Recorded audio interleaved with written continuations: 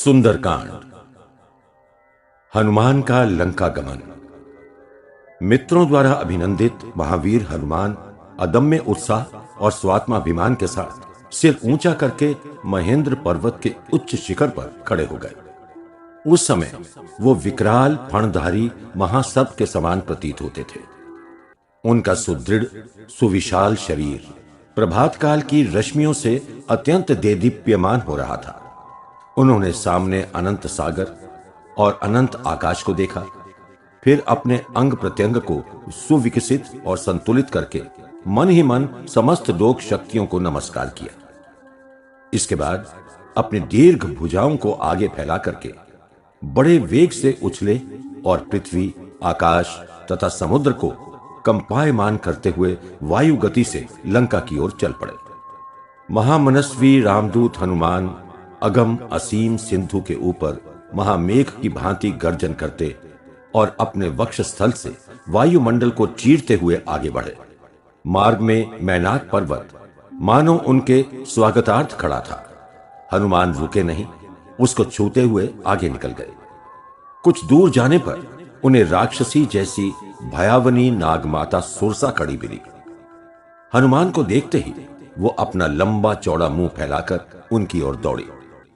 हनुमान तत्काल नम्रता पूर्वक बोले, देवी, मैं इस समय महात्मा राम की अप्रिहिता भार्या सीता की खोज में जा रहा हूं। ऐसे शुभ कार्य में मुझे आपका आशीर्वाद और सहयोग चाहिए।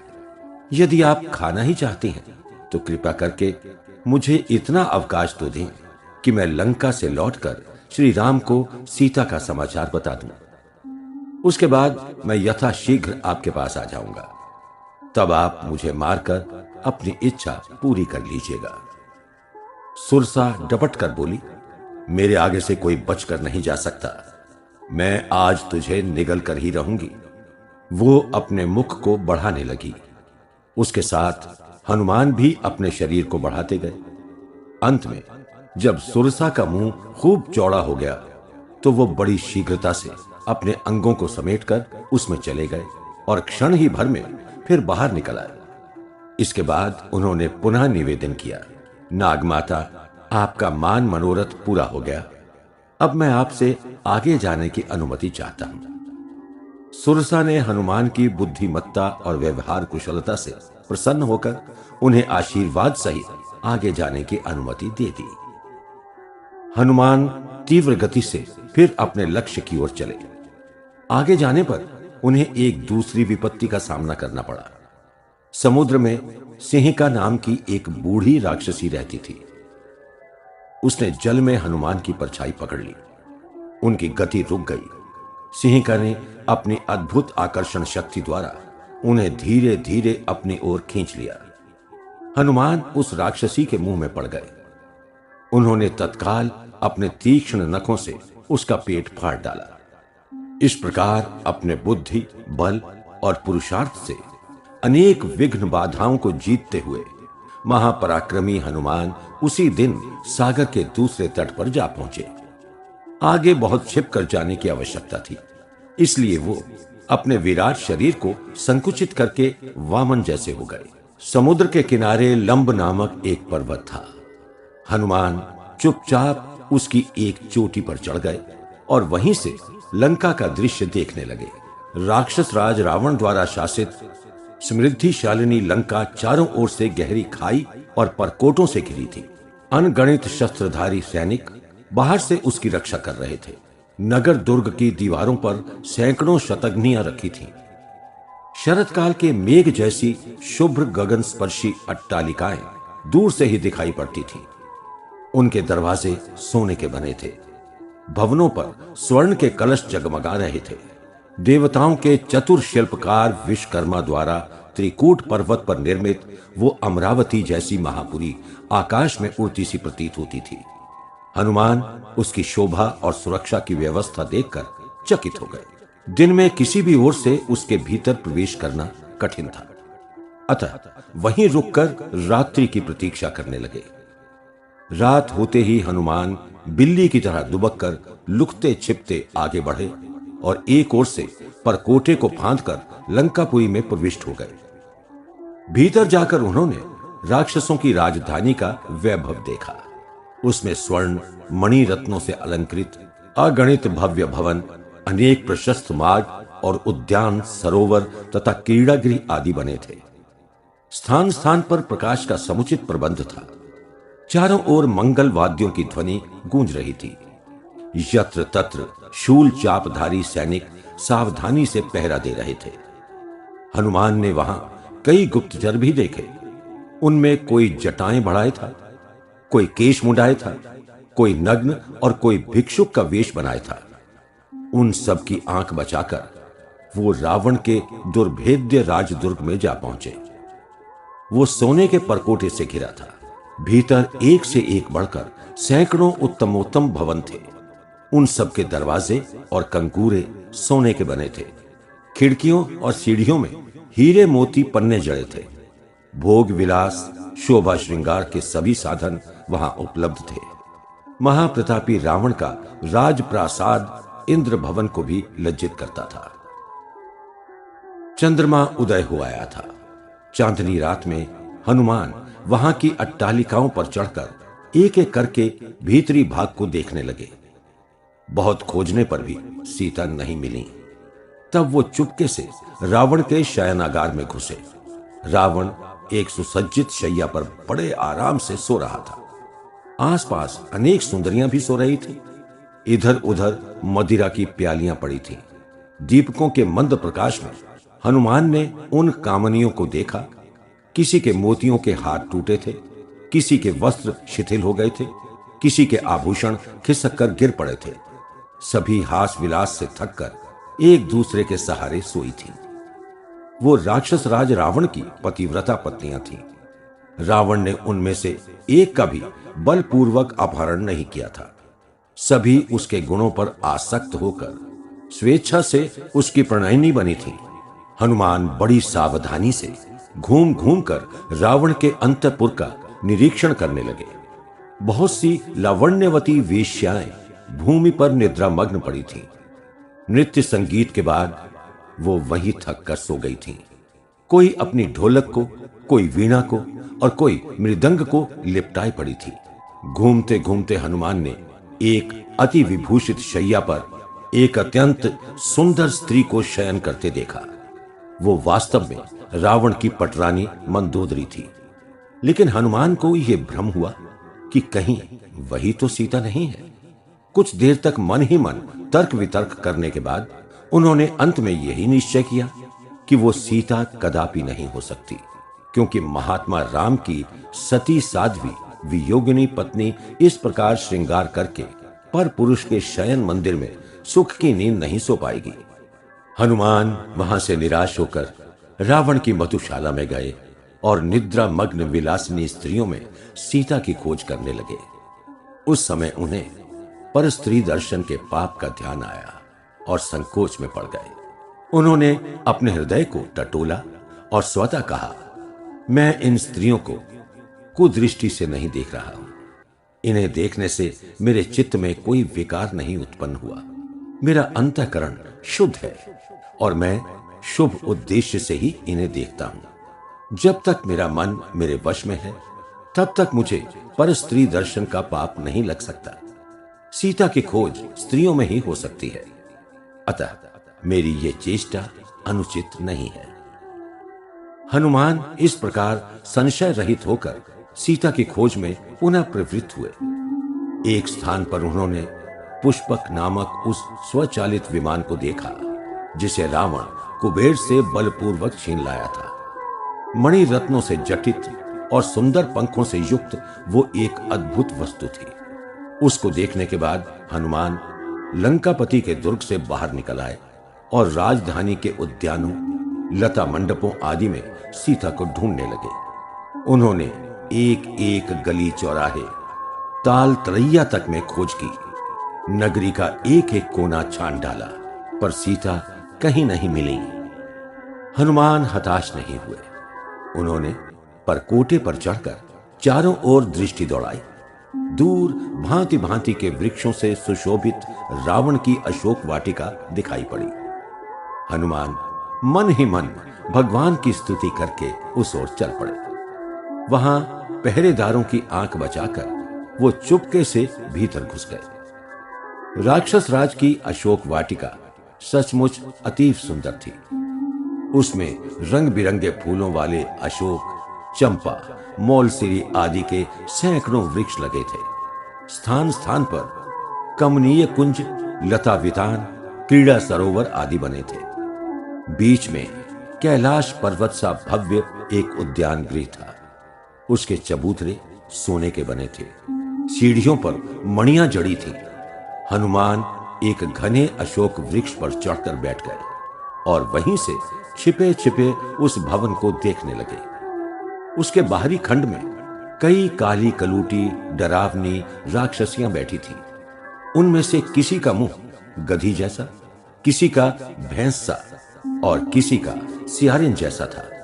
सबके शरीर पर इतने बड़े बड़े बाल थे कि जान पड़ता था मानो वो कंबल ओढ़े बैठी थी। उनके बड़े बड़े दांत, विकराल नेत्र और लंबे लंबे तीक्ष्ण नख दूर से ही भय उत्पन्न करते थे। कुछ बैठी थीं और कुछ हाथ में शूल मुदगर लिए खड़ी थीं। उन्हीं राक्षसियों के बीच में धुएं से घिरी अग्निशिखा के समान एक क्षीण काय स्त्री अत्यंत मलिन कपड़े पहने बैठी थी। उसके चेहरे पर घोर उदासी छाई थी और नेत्रों से लगातार आंसू टपक रहे थे। हनुमान ने उसे ध्यान से देखा और कुछ कुछ पहचाना भी। उसका स्वरूप उस अपहृता नारी से मिलता जुलता था जिसे कुछ ही समय पूर्व उन्होंने ऋष्यमुख पर्वत से देखा था।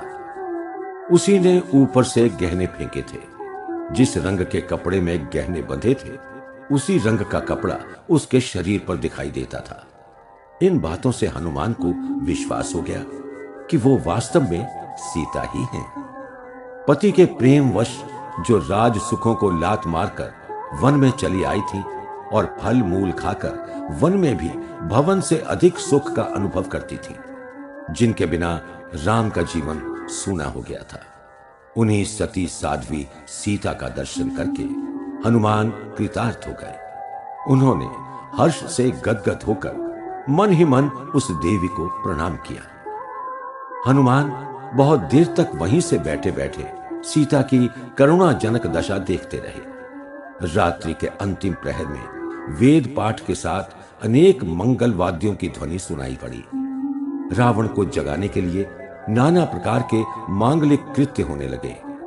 रावण शैया से उठा और अनेक अनुचर अनुचरियों के साथ सीधे अशोक वाटिका में पहुंचा। हनुमान उसे देखते ही एक डाली से चिपक गए। सीता रावण को आते देखकर भय से थरथराने लगी। वो उनके सामने जाकर खड़ा हो गया और मधुर स्वर में बोला, सुंदरी, मुझसे डरती क्यों हो? मैं तुम्हें अपने प्राणों से भी अधिक चाहता हूं। मेरा कहना मानो। इस फूल जैसे शरीर को इस तरह नष्ट न करो। यौवन बार बार नहीं मिलता, इसका आनंद भोगो। उठो, चलो, मैं तुम्हें अपनी पटरानी बनाऊंगा।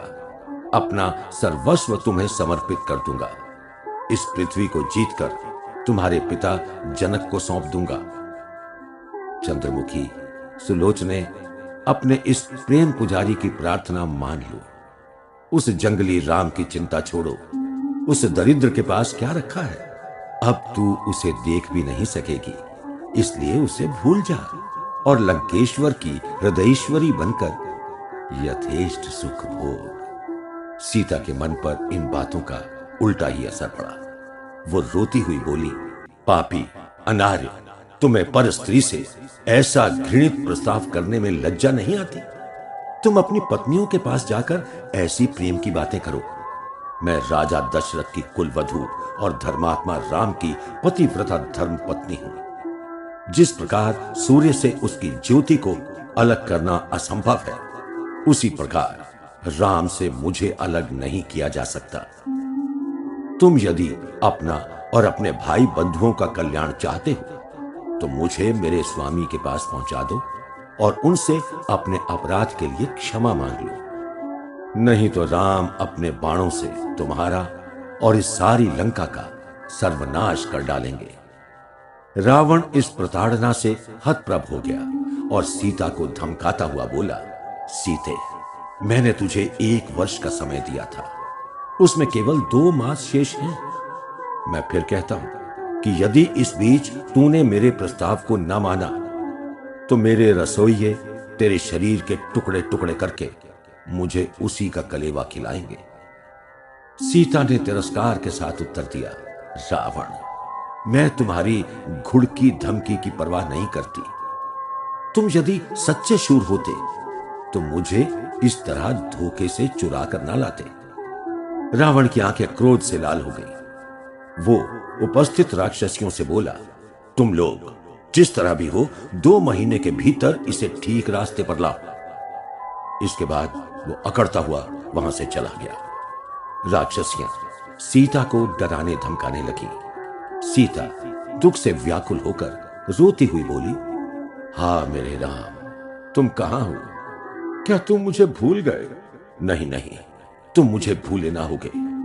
मेरे स्वामी ऐसे कृतज्ञ नहीं हैं कि सामने प्रीति करें और पीठ पीछे भूल जाएं।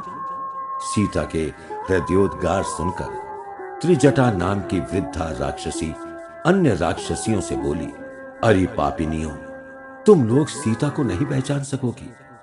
पिछली रात मैंने ये स्वप्न देखा है कि राम के किसी दूत ने आकर सारी लंका को भस्म कर दिया और ये महापुरी समुद्र में विलीन हो गई। उसी स्वप्न में मैंने विभीषण के अतिरिक्त अन्य सबको बड़े बुरे वेश में दक्षिण दिशा की ओर जाते देखा है। ये सब शुभ नहीं है। जान पड़ता है सीतापति राम के हाथों से इस राज्य का विनाश होने वाला है। तुम लोग समय रहते चेत जाओ। सीता को प्रसन्न रखने में ही हमारा कल्याण है। सीता हनुमान मिलन। सीता अपने विषादपूर्ण जीवन से ऊब गई थी। इतने दिनों में राम का कोई संदेश न मिलने से उन्होंने उनके पुनर्मिलन की आशा भी छोड़ दी थी। रावण का अत्याचार असह्य हो गया था, अतः उन्होंने अपने दुखी जीवन का अंत करने का निश्चय कर लिया। वो आत्महत्या के विचार से टहलने के बहाने उठी और धीरे धीरे घूमती फिरती उसी वृक्ष के नीचे जाकर खड़ी हो गई जिस पर हनुमान बैठे थे। हनुमान बहुत देर से बैठे बैठे सब कुछ देख सुन रहे थे। अब वो सीता से मिलने के लिए व्यग्र हो गए। उनके आगे सहसा प्रकट होकर संस्कृत भाषा में बातचीत करना ठीक नहीं था। उस दशा में संभवतः सीता उन्हें मायावी रावण समझकर चिल्ला उठती और राक्षसियां उनका चिल्लाना सुनकर दौड़ पड़ती। इससे बना बनाया काम बिगड़ जाता।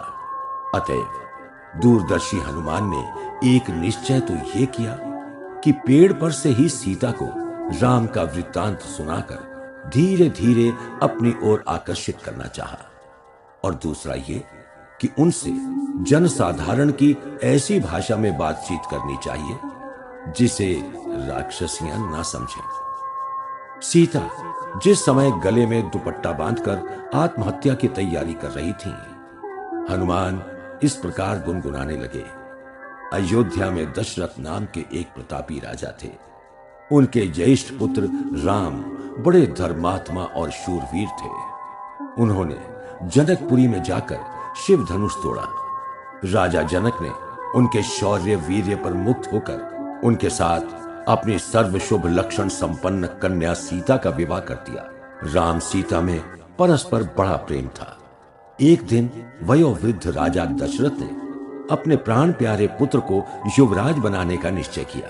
अयोध्या में धूमधाम से रामाभिषेक की तैयारी होने लगी। लेकिन हनुमान इस प्रकार क्रम से राम वनवास, सीता हरण, जटायु मरण, राम सुग्रीव मैत्री, बाली वध और सीता अन्वेषण आदि का वृत्तांत संक्षेप में कह गए।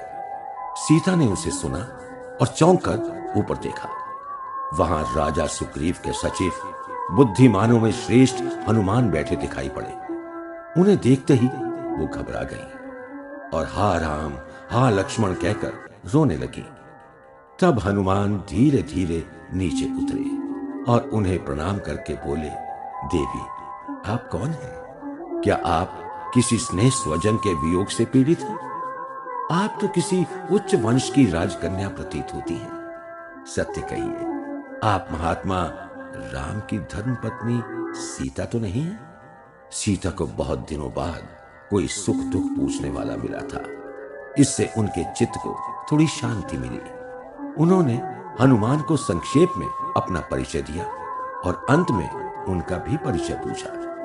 हनुमान हर्ष से पुलकित होकर बोले, देवी, मैं किष्किंधापति वानरेंद्र सुग्रीव का अनुचर और श्री राम का दूत हनुमान हूं। आपके पतिदेव ने मुझे आपका कुशल समाचार लेने के लिए भेजा है। उनके छोटे भाई लक्ष्मण ने आपको प्रणाम कहा है। सीता के लिए यह आकस्मिक घटना थी। वो आश्चर्यचकित होकर सोचने लगी कि कहीं उन्हें भ्रम या धोखा तो नहीं हो रहा है। हनुमान उनके मनोभाव को तुरंत ताड़ गए और अत्यंत मधुर शब्दों में बोले, देवी, मेरे विषय में आप संदेह ना करें। मैं सचमुच राम का दूत हूं और केवल आपको देखने के लिए ही दुर्गम समुद्र को लांघकर इतनी दूर राक्षसों की इस दुर्भेद्यपुरी में आया हूं। महायशस्वी राम और उनके अन्यतम स्नेही भ्राता लक्ष्मण आपको नित्य स्मरण करते हैं। किष्किंधापति सुग्रीव की विशाल सेना लेकर वो शीघ्र ही आपका उद्धार करने आएंगे। हनुमान ये कहते हुए सीता के निकट चले गए।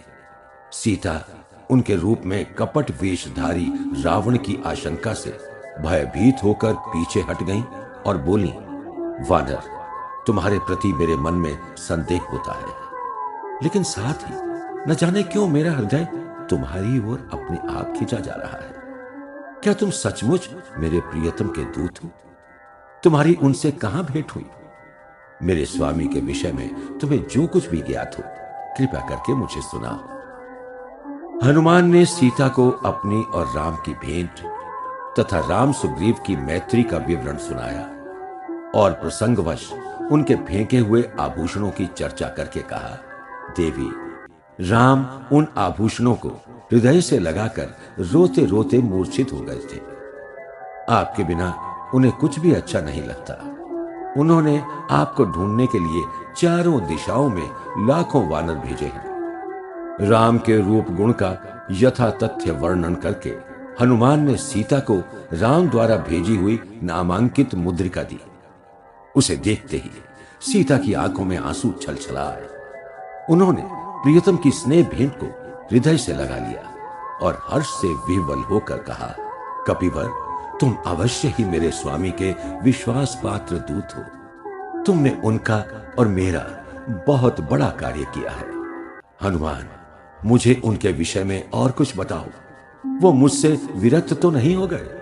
मेरे उद्धार का प्रयत्न तो नहीं कर रहे हैं? सच सच बताओ। जो धीर वीर राम अपने पैतृक राज्य को तृणवत त्याग कर मेरे साथ पैदल ही वन की ओर चल पड़े थे, जो कभी भय, कष्ट या शोक से विचलित नहीं हुए थे, वो इस महाविपत्ति में व्याकुल और हताश तो नहीं हो गए हैं? अयोध्यापति भरत ने मेरे अपहरण और बड़े भाई के घोर संकट का समाचार पाकर मंत्रियों सहित अपनी अक्षौहिणी सेना तो भेजी ही होगी। लक्ष्मण तो सुख से हैं। राम अपने उस छोटे भाई को मुझसे भी अधिक चाहते हैं।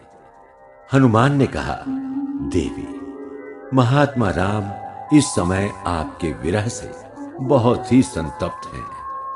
उन्हें प्राय रात में नींद नहीं आती, कभी आती भी है तो वो हाथ सीते कहते हुए शीघ्र ही जाग जाते हैं। लक्ष्मण उनकी सेवा में सदा तत्पर रहते हैं। आपके बिना उन दोनों का जीवन बहुत ही शोकपूर्ण हो गया है। सीता इसको सुनकर खिन्न हो गई और दीर्घोच्छ्वास के साथ बोली, हनुमान, तुम्हारा ये वाक्य अमृत के समान है। शोक से मनुष्य का पुरुषार्थ नष्ट हो जाता है।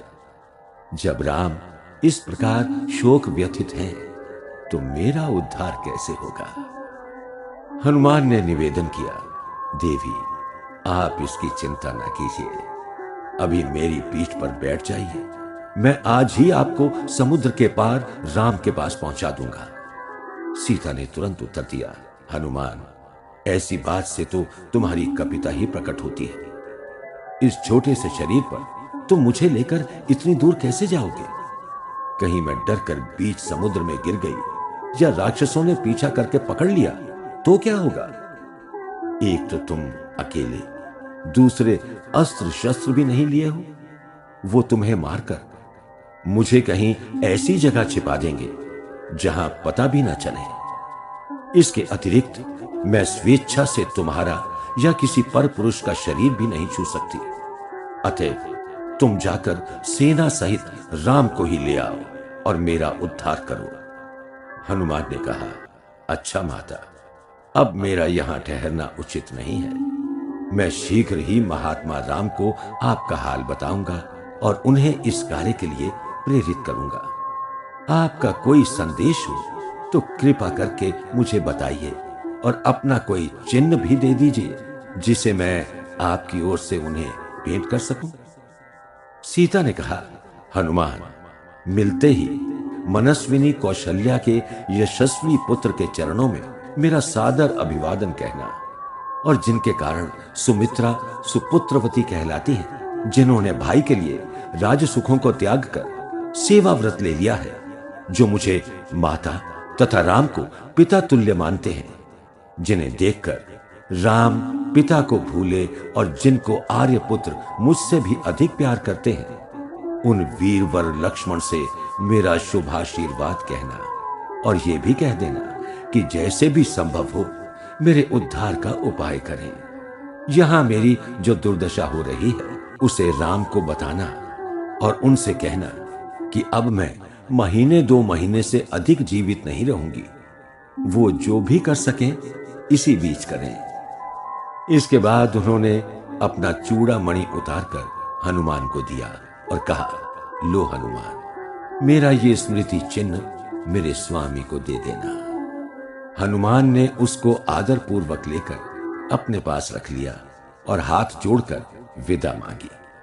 सीता उस समय दुख से कातर हो गई और हनुमान को अश्रुपूर्ण नेत्रों से देखकर बोली, वीर, उचित समझो तो आज कहीं ठहर जाओ, कल चले जाना। तुम्हारे एक दिन ठहरने से इस दुखिनी को कुछ तो सहारा मिलेगा। हनुमान, तुम्हारे जाने के बाद मैं शायद ही जीती बचूं। भविष्य बहुत आशापूर्ण नहीं जान पड़ता। राजा सुग्रीव वानर सेना के साथ इस अगम सागर को कैसे पार करेंगे? राक्षसों की भयंकर सेना कैसे परास्त होगी?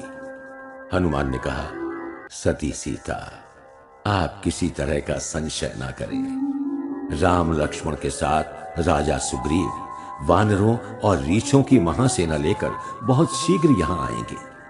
उनके सभी सैनिक मेरे समान या मुझसे बढ़ चढ़कर हैं। मैं तो उनका एक साधारण अनुचर हूं, तभी तो दूत बनाकर भेजा गया हूं। जब मैं ही यहां तक चला आया तो महाबली वानरों के आने में क्या देर संदेह हो सकता है? मेरे वहां पहुंचने भर की देर है, उसके बाद आप महाधनुर्धर राम और लक्ष्मण को लंका के द्वार पर देखेंगे। अब आप मुझे जाने की आज्ञा दें। सीता ने आंखों में आंसू भरकर कहा, जाओ महावीर, तुम्हारी यात्रा मंगलमय हो। सबसे मेरा हाल कहना। अशोक वाटिका का विनाश। हनुमान सीता से विदा लेकर वहां से चल पड़े और एकांत में खड़े होकर सोचने लगे कि मुख्य कार्य तो सिद्ध हो ही गया। अब शत्रुओं को अपना पराक्रम दिखाकर उनका बलाबल भी जान लेना चाहिए। उन्होंने अपने शरीर को तुरंत ही बढ़ाकर विकराल रूप धारण किया। इसके बाद वो मत्त गजराज की भांति रावण के उस क्रीड़ा कानन पर टूट पड़े और वहां के वृक्षों, कुंजों और चित्रगृहों आदि को नष्ट भ्रष्ट करने लगे। अशोकवन देखते देखते शोकवन हो गया। हनुमान ने भीतर के राक्षसों को खदेड़ खदेड़ कर मार डाला। राक्षस पहरेदार भयभीत होकर भाग खड़े हुए। राक्षसियों ने व्यग्र होकर सीता से उस वानर का परिचय पूछा। सीता ने कहा, मैं क्या जानूं, वो तो कोई प्रमादी दानव जान पड़ता है, पता नहीं कैसे और कहां से आया है। सभी राक्षसियां भागकर रावण के दरबार में पहुंची और हाहाकार करके बोली, नाथ बचाइए, आज बड़े सवेरे एक वानर न जाने कहां से आकर सीता से कुछ गुप्त बातें कर रहा था। उसने सीता के निवास स्थान को छोड़कर शेष सभी स्थानों को उजाड़ डाला है। सारी वाटिका विध्वस्त हो गई, सभी सैनिक भी मारे गए। रावण इसको सुनते ही क्रोध से तिलमिला उठा। उसने हनुमान को पकड़ने के लिए तत्काल सैनिकों का एक दल भेजा। हनुमान तोरण द्वार पर बैठे थे। राक्षस सैनिकों को देखते ही उन्होंने घोर सिंहनाद करके गंभीर स्वर में कहा, महाबली राम की जय हो, वीरवर लक्ष्मण की जय हो, राम से रक्षित किष्किंधापति राजा सुग्रीव की जय। मैं कौशलेंद्र राम का दूत हनुमान हूं। एक क्या 1,000 रावण भी युद्ध में मेरा सामना नहीं कर सकते। ये कहकर हनुमान ने तोरण द्वार से एक लोहे का छड़ निकाला और उसी से सारे राक्षसों को मार गिराया। उनके जय जयकार से सारी लंका थर्रा उठी। राक्षस लोग भय से कांपने लगे। रावण ने बहुत सैनिक और महारथी भेजे, पर हनुमान ने किसी को जीवित न छोड़ा। तब उसने अपने वीर पुत्र महारथी अक्षय कुमार को सेना सहित भेजा। सुग्रीव का साहसी सेनापति हनुमान बारंबार राम लक्ष्मण सुग्रीव की जय बोलते हुए भिड़ गया। दोनों में घमासान युद्ध हुआ। अंत में हनुमान ने अक्षय कुमार और उसके सैनिकों को मार डाला। रावण इस समाचार को सुनकर अत्यंत क्षुब्ध और आतंकित हो गया। उसने तत्काल अपने पराक्रमी पुत्र इंद्र विजेता मेघनाद को हनुमान से युद्ध करने की आज्ञा दी। महारथी मेघनाद धनुष पर टंकार देता हुआ अशोक वाटिका के द्वार पर पहुंचा। हनुमान को देखते ही उसने बाणों की झड़ी लगा दी। हनुमान ने भी हाथ में एक विशाल वृक्ष लेकर उसका सामना किया। दोनों में बड़ी देर तक भीषण युद्ध होता रहा। मेघनाद के सभी अस्त्र शस्त्र विफल हो गए। तब उसने ब्रह्मास्त्र का प्रयोग किया। हनुमान उसके आघात से भूमि पर गिर पड़े। मेघनाद की आज्ञा से राक्षसगण उन्हें बांधकर रावण के पास ले गए। रावण हनुमान संवाद। हनुमान ने राज सिंहासन पर विराजमान सूर्य के समान देदीप्यमान महाप्रतापी लंकेश्वर रावण को देखा। उसके विलक्षण व्यक्तित्व और ऐश्वर्य को देखकर वो मन ही मन कहने लगे, अहो, राक्षस राज कैसा तेजस्वी और सामर्थ्यवान है। यदि इसमें एक दोष ना होता तो ये इंद्र सहित समस्त देवताओं का स्वामी होने योग्य था। रावण ने हनुमान को वक्र दृष्टि से देखकर अपने प्रधानमंत्री प्रहस्त से कहा, मंत्रीवर, इस दुष्ट से पूछो कि यह कौन है, किसकी आज्ञा से और क्यों आया है। अशोक वाटिका को उजाड़ने और मेरे पुत्र तथा अगणित सैनिकों के वध का दुस्साहस इसने क्यों किया। राजबंदी हनुमान से प्रहस्त ने पूछा, वानर, डरो मत। यदि तुम प्राण रक्षा चाहते हो तो हमें सच सच अपना परिचय, आने का प्रयोजन तथा ऐसा उपद्रव करने का रहस्य बता दो। यदि ऐसा न करोगे तो तुम्हारे अपराधों के लिए तुम्हें निश्चय ही कठोर मृत्यु दंड दिया जाएगा। हनुमान धैर्यपूर्वक रावण को संबोधित करके बोले, महाराज, मैं किष्किंधापति राजा सुग्रीव का सचिव और महात्मा राम का दूत हनुमान हूं। मैंने अशोक वाटिका में थोड़ा बहुत उत्पात इस अभिप्राय से किया था कि आपके सैनिक मुझे पकड़कर आपके सामने उपस्थित करते और मुझे सहज में ही राज दर्शन का सौभाग्य प्राप्त हो जाए। आपके पास तक अन्य किसी उपाय से मेरी पहुंच नहीं हो सकती थी। अतः मैंने शुभ उद्देश्य की पूर्ति के लिए विवश होकर साधारण उपद्रव किया था। आपके शस्त्रधारी योद्धाओं ने जब मेरे ऊपर आक्रमण किया तो मुझे आत्मरक्षा के निमित्त उनसे लड़ना पड़ा। ऐसी दशा में मैं उनके वध के लिए दोषी नहीं हूं। अब मेरे आने का प्रयोजन सुनिए। मैं राजा सुग्रीव की आज्ञा से यहां आया हूं। उन्होंने आपका कुशल समाचार पूछा है और आपके हित के लिए एक संदेश भेजा है। आप सुन ही चुके होंगे कि महाबाहु राम ने बाली को मारकर सुग्रीव को किष्किंधा का राजा बना दिया है। इस उपकार के बदले में राजा सुग्रीव ने राम की अप्रियता भार्या सीता की खोज और उनका उद्धार करने की प्रतिज्ञा की है। मैं मुख्यतः इसी कार्य के लिए इधर भेजा गया था। मैंने सती सीता को आपके यहां बंदिनी के रूप में देख लिया है। आप तो धर्मशास्त्र के प्रकांड पंडित तथा तेजस्वी और प्रतापी राजा हैं। आपने एक परस्त्री को बलपूर्वक अपने यहां रखना कैसे उचित समझा? यह तो घोर अधर्म एवं निंदनीय कर्म है। अतः राजा सुग्रीव ने यह कहलाया है कि आप यथाशीघ्र सीता को सम्मान पूर्वक लौटा दें, अन्यथा आपको इसका अनर्थकारी परिणाम भोगना पड़ेगा। राम से बैर करने का दुस्साहस न कीजिए। लोक की ज्ञात अज्ञात शक्तियां मिलकर भी युद्ध में महाधनुर्धर राम का सामना नहीं कर सकेंगी। महामानी रावण को इस तरह की बातें असह्य थी।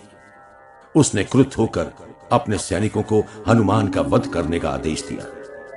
उसके छोटे भाई विभीषण ने तत्काल सामने आकर निवेदन किया, महाराज, आप क्रोध के आवेश में नीति के विरुद्ध कोई कार्य न करें। ये आप जैसे महाज्ञानी और आचार कोविद के लिए बड़े कलंक की बात होगी। राजधर्म के अनुसार दूत अवध्य है। उसे आप अन्य प्रकार से दंड दे सकते हैं, जैसे अंग भंग करवाना, कोड़े लगवाना, सिर मुंडवाना, शरीर में कोई चिन्ह बनवा देना आदि। इस पराधीन प्राणी का क्या दोष? दंड तो वास्तव में उसे मिलना चाहिए जिसने इसे यहां आने के लिए बाध्य किया है। मेरी राय में तो इसको जीवन दान देने में ही आपका बड़प्पन है। इसके मुख से आपके बल वैभव का वर्णन सुनकर आपके शत्रुगण ठंडे पड़ जाएंगे। रावण ने विभीषण की सम्मति मानकर सैनिकों को आदेश दिया कि हनुमान की पूंछ में आग लगाकर उसे सारे नगर में घुमाओ, और जब पूंछ जल जाए तो छोड़ दो। लंका दहन। रावण की आज्ञा से राक्षसों ने पहले हनुमान की पूंछ में ढेर के ढेर कपड़े लपेटकर उसे तेल से अच्छी तरह तर किया, फिर उसमें आग लगा दी। इसके बाद वो उन्हें बांधकर एक एक सड़क पर घुमाने लगे।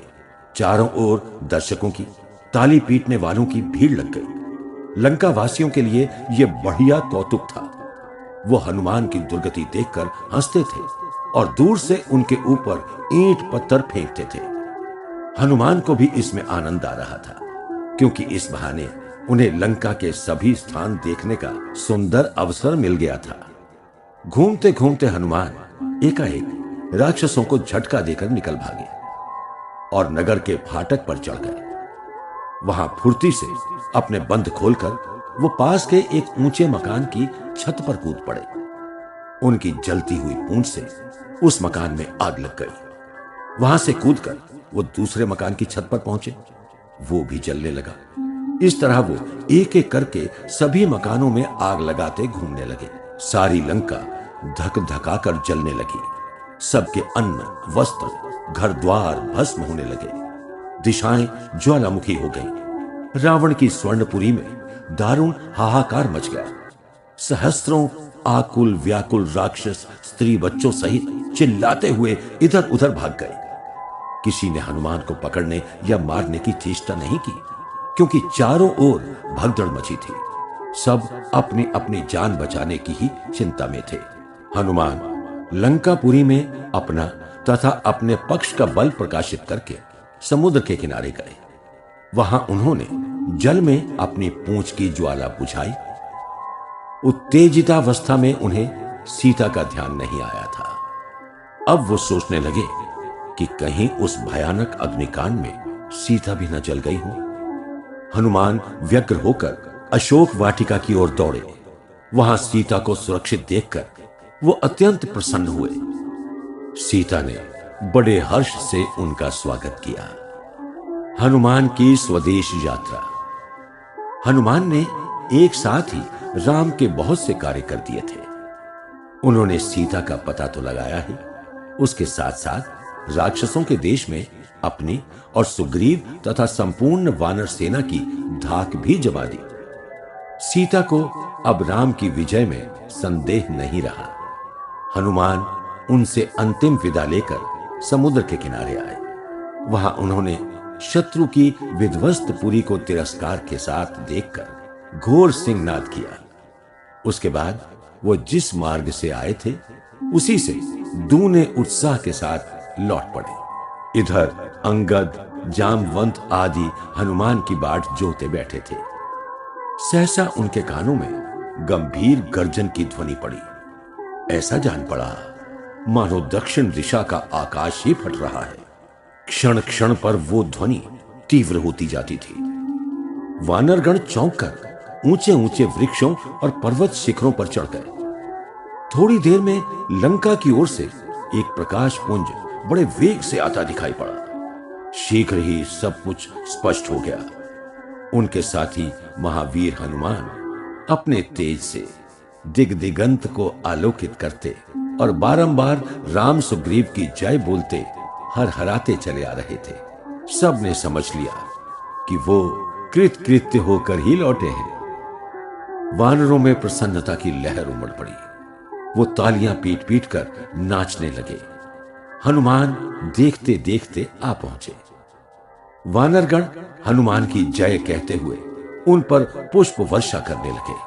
अंगद, जामवंत ने आगे बढ़कर उन्हें हृदय से लगा लिया। सब उन्हें घेर कर बैठ गए और सीता का वृत्तांत पूछने लगे। हनुमान ने अपने साथियों को लंका का सारा हाल बताया। उसे सुनकर वानरों के हर्ष का ठिकाना न रहा। वो उन्हें बार बार बधाई देने लगे। हनुमान ने अंत में सबसे सविनय निवेदन किया, मित्रों, राम की कृपा और आप सबकी सद्भावना से ही मेरा ये उद्योग सफल हुआ है। अभी आगे बहुत कुछ करना है। मैं राक्षसों के राज्य में राम, लक्ष्मण, सुग्रीव की जय घोषणा करके लौटा हूं। अब उसे सार्थक करना है। लंकेश्वर रावण साधारण वैरी नहीं है। उसके हाथों से शीघ्रातिशीघ्र सीता का उद्धार करना होगा। अतः हमें अब राम सुग्रीव के पास चलना चाहिए। वानरगण हनुमान को आगे करके महेंद्र पर्वत से नीचे उतरे और हर्ष तथा अभिमान से झूमते हुए किष्किंधा की ओर चल पड़े। उस समय सबकी दृष्टि हनुमान पर थी। ऐसा लगता था मानो सब उन्हें अपनी आंखों पर उठाए चले जा रहे थे। दल का प्रत्येक सदस्य उनकी सफलता को अपनी सफलता मानकर गर्व का अनुभव कर रहा था।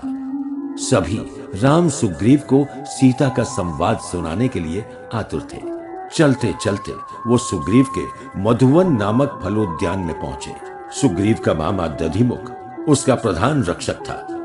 वानरगण उससे बिना पूछे ही भीतर घुस गए और फलों को मनमाना तोड़कर खाने लगे। दधिमुख और उसके साथियों ने उन्हें रोका, पर उस समय वो दूसरे ही रंग में थे। उन्होंने उद्यान रक्षकों को ही मार पीट कर बाहर निकाल दिया। दधिमुख रोता चिल्लाता हुआ राजा सुग्रीव से शिकायत करने चला गया। वानर लोग फल और मधु से तृप्त होकर मधुवन में उधम मचाने लगे। दधिमुख ने सुग्रीव के पास जाकर वानरों के स्वेच्छाचार का हाल कहा। उसे सुनते ही सुग्रीव ने समझ लिया कि दक्षिण दिशा का दल कार्य में सफलता प्राप्त करके लौटा है। उसने राम लक्ष्मण को भी ये संवाद सुनाया। उन्होंने भी वानरों की इस स्वच्छंदता को शुभ लक्षण ही समझा। दधिमुख अपना रोना रो रहा था। सुग्रीव ने उसको चुप कराकर कहा, मैं उन वानरों के कार्य से बहुत प्रसन्न हूं। तुम शीघ्र जाओ और उन्हें मेरे पास प्रस्त्रवर्ण पर्वत पर भेज दो। दधिमुख अपना समूह लेकर लौट गया। वहां पहुंचकर देखा तो वानरगण खा पीकर मौज कर रहे थे। उसने उन्हें राजा सुग्रीव का संदेश सुनाया। राजाज्ञा सुनते ही वानरों का दल पूरे वेग से प्रस्त्रवर्ण पर्वत की ओर चल पड़ा। सुग्रीव ने दूर से वानरों को बड़े उत्साह से आते देखा। वो राम से बोला, रघुनंदन, सामने देखिए, मेरे विश्वास पात्र अनुचर काम पूरा करके ही आ रहे हैं। यदि ये सफल ना हुए होते तो निश्चित अवधि के बाद यहां लौटने का साहस ना करते। ये बातें हो ही रही थी कि इतने में वानरों का दल वहां आ पहुंचा। सबने आते ही सुग्रीव और राम लक्ष्मण का अभिवादन किया और चिल्लाकर कहा, सीता मिल गई। राम इसको सुनकर गदगद हो गए और बड़ी आतुरता से पूछने लगे, वानरों, क्या सीता सचमुच मिल गई? इस समय वो कहां है? उनकी क्या दशा है? शीघ्र कहो। हनुमान ने आगे बढ़कर राम को सारा हाल बताया और सीता की चूड़ामणि उनके हाथों में रख दी। राम अपनी दुखिनी भार्या के स्मृति चिन्ह को हृदय से लगाकर रोते रोते सुग्रीव से बोले, सुग्रीव, इसे मेरे श्वशुर राजा जनक ने सीता को विवाह के शुभ अवसर पर दिया था। पिता की दी हुई यह वस्तु सीता को बहुत ही प्रिय थी। इसे वो सदा अपने सिर पर धारण किए रहती थी। सीता की याद करके राम अत्यंत विकल हो गए और हनुमान से बार बार पूछने लगे, हनुमान, बताओ, सीता कैसी है? भयानक राक्षस राक्षसियों के बीच में वो सुकुमारी कैसी रहती है? उसने तुमसे जो जो कहा हो बताओ। हनुमान, तुम मुझे किसी प्रकार सीता के पास शीघ्र पहुंचा दो। मैं अब उसके बिना एक क्षण भी नहीं जी सकता। हनुमान ने उन्हें उचित नीति से सांत्वना देकर लंका विजय के लिए उत्साहित किया।